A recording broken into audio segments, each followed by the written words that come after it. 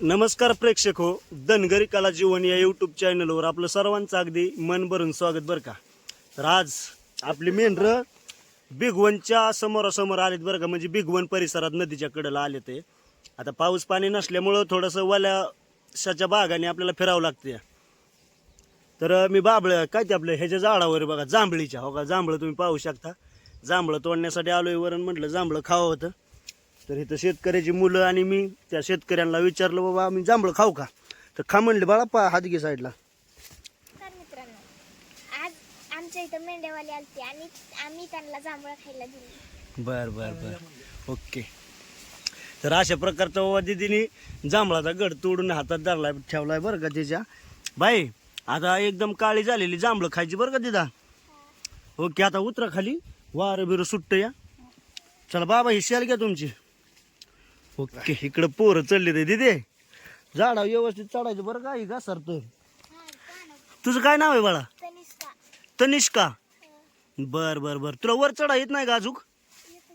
हा, मग असं दमाने चढत जा आपलं झाडाव, पडायचं भीती.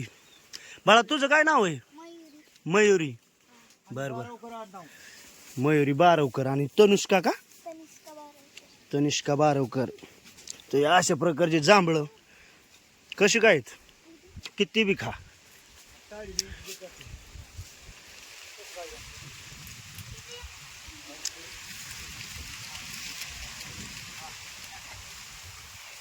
तर आपण इथं खिशात भरली तर योगा अशी. चला आता बाद झालं, खाली उतरायचे. बा पाणी पिली का हो? सावलीला बसली तर मेंढर जांभळीच्या आंब्याच्या. हा मित्रांनो, इथं हे शेतकरी होतं. का त्यांना म्हणलं इथं भाऊ चरून देता का? तर म्हणली खाऊ द्या, चल पाणी आमच्या विषयावर 2-4 खाऊ द्या म्हणली. मग म्हणलं बाबा पाणी प्यायला देता का? चालू म्हणली, चालू करून देतो. इथं बेंडाचं पाणी चालू करून दिलं पाटाला. हा, पाठाला. आणि म्हणली तुम्हाला जांभळं मिळं खायची असते तर खा. मुटकी जांभळं ती तसली का हे ती जांभळं कसली भाऊ जरा मग हे बाबा म्हणले ती जांभळं तुम्हाला खायची ते खा. अरे हो, आंब खायचे असले खा. पण काय बाबा आंबा म्हणलं मग आज खाऊन आपले, आता आंबा काय उन्हाळ्यात लई खाऊ वाटणार आहे का. पाणी पाच जरा आंब्याला बसावली, आंब्या खाली. आणि मग आता चाललीत पुढं हळूहळू. त्या बाकी दुसऱ्या गाडीची बकरी आली. बघत महाराज, तेव्हा जांभळं का जांभळं.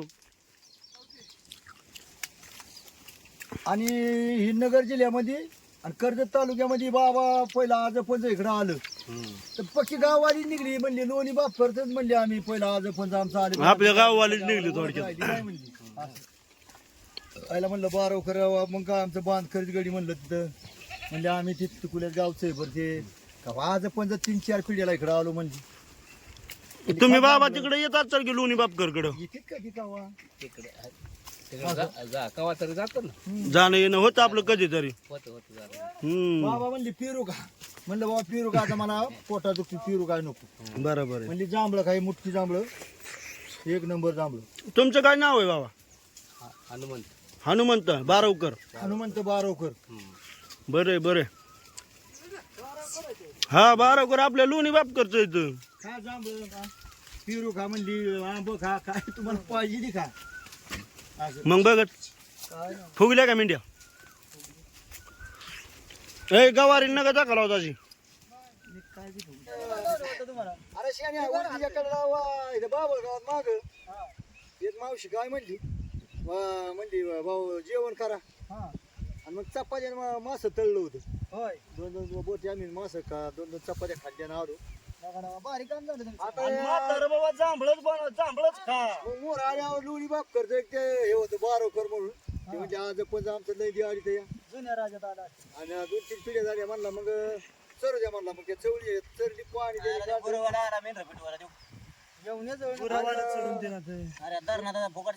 खाल्ली मुटकी मुटकी जांभळं हे आंबो हे ते उलटी नदी आहे. उलटी एकडे काय ते मजा येते. हे असा चारा आहे बघा हिरवा. चारा चाऱ्याला खाऊन काय ना चारा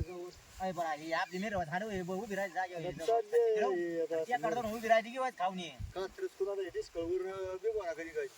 आता ह्या रेल्वेचा पूल आणि ह्या पुलाच्या पुढं किती लांब आहे? ह्या रेल्वेचा पूल मोर कात्रज आली.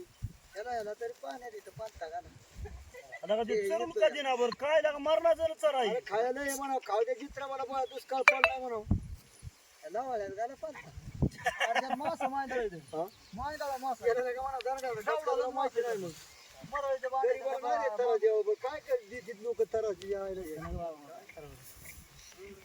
गाय बघा दादा कोणाला फिरवायचं नाही कोण आणि दिले हाकडून याकडून जाय वरनं आपाच्या मोर गेला त्याच्या मोर काढून बेड बी आलते बिराड आली ते वाटत काय गाडी आता अवघड काय ते मोर गोळ्या काढून सुईनं कसताना बसून तहान लागली तर पाणी नाही प्यायला काय पाणी पाणी होतं केटा जावे तिथं पाणी जेरचं पाणी आणलं होतं वाटेने पिणं गडी आहे गडी. आलाय सकाळ जण आता पडतो कुजल्याला काटा आहे कुजल्याला काटा असा शिरेल काय रे आंबा खायचा का आंबा सगळ्यांना देतो दम बाबा त्याची छायला राहा द्या करी रावा खा शेण्यात तू घे आंबा नाही बागात खाल्लेल्या का शेणे आंबा ए सुभादर जर राहिला छायामध्ये एक तेल जात नाही कसा खाल्ला आंबा काय लागला तिळ कुठला ते बोकुड खाल्ला असेल तेल म्हणजे काय होतं माहितीये का बोकुड रेडा होता जणू असं का त्याचं नाव होतं का हा रेड्याचं नाव तिळ होतं ते 7 जणांनी बसावला का जर छायल दे देतो ना अरे एवढीच्यासाठी दामा तू गोरा 5 रुपयाची काय रावाला त्या मागत हे नव्हतं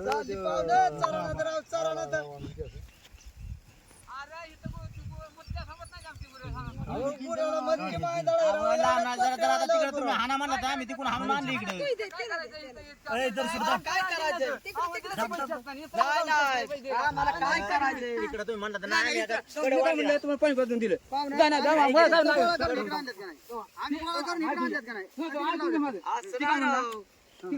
माझे रान हा ती काय म्हणतोय नाही ना माझं रान लोक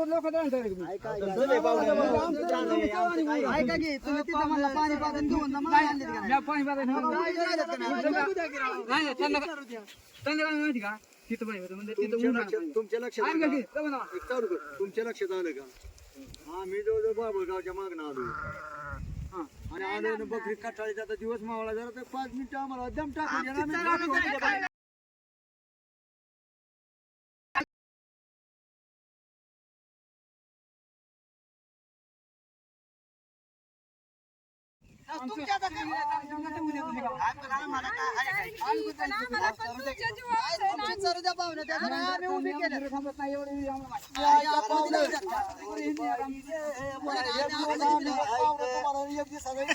तुमच्या गावाला जरी तुम्ही स्वतः राहणार असते तरी आमचं एक दिवसाचं आमचं राहणार सुद्धा सांगा आली या सांग का माहिती तुम्ही म्हणजे नाही आम्ही आतमध्ये लावलेत का बरं? तिकडे जाणार बी नाही. ऐकून घ्या की, ऐकून घ्या. तुम्ही मग आमचा हिस्सा आहे. ऐकून घ्या. एक दिवस. 5 दिवसाचं राहून आहे.